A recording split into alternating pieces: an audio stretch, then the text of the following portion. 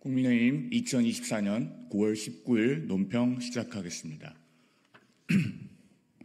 먼저 9.19 남북 군사합의 6주년 관련 논평입니다. 9.19 남북 군사합의 이후 6년, 평화는 마을잔치나 합의문으로 지키는 것이 아닙니다. 6년 전 오늘 문재인 정부는 이른바 9.19 남북 군사합의에 서명했습니다.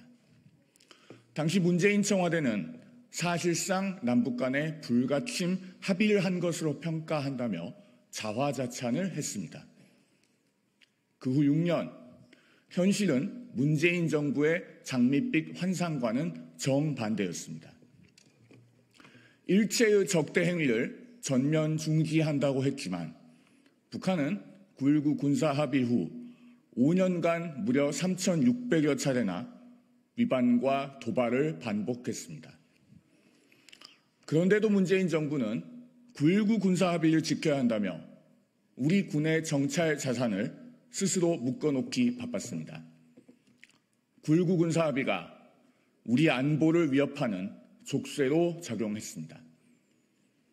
급기야 작년 11월 북한은 적반하장식으로 9.19 군사합의 전면 파기 선언을 하더니 최근에는 고농축 우라늄 제조 시설을 공개하고 거듭된 미사일 발사와 오물풍선 띄우기로 복합 도발을 감행하고 있습니다.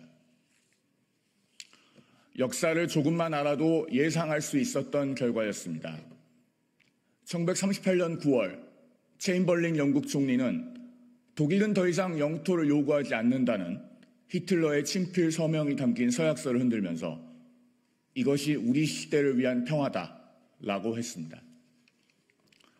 히틀러의 서약서가 휴지 조각이 되기까지는 불과 반년밖에 걸리지 않았습니다. 문재인 전 대통령은 9.19 군사합의 당시 남북 관계에 관해 가장 중요한 결실은 군사 분야 합의라고 했습니다.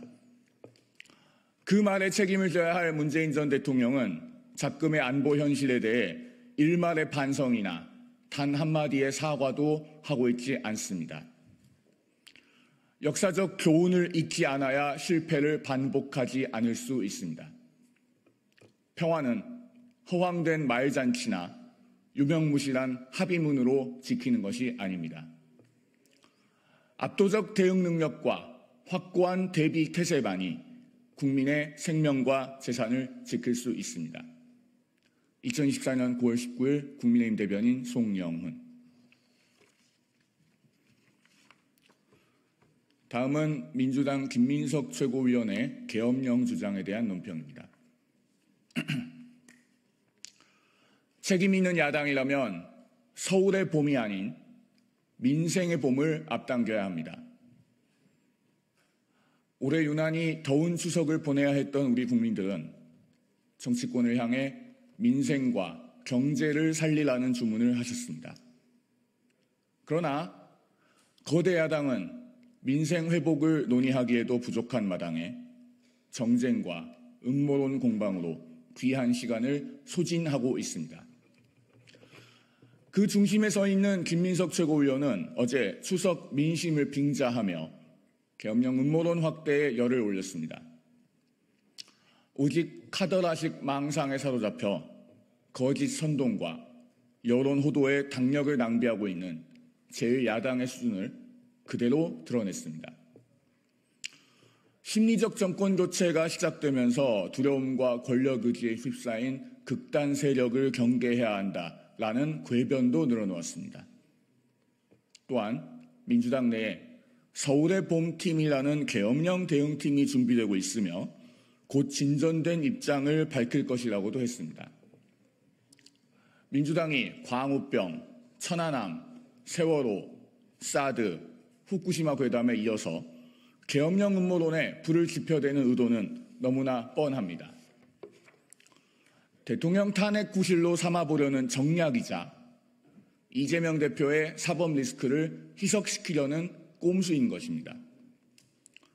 민주당은 이제라도 유언비어 선동 망상에서 깨어나 여당과 머리를 맞대고 민생 회복을 위해 노력하기 바랍니다.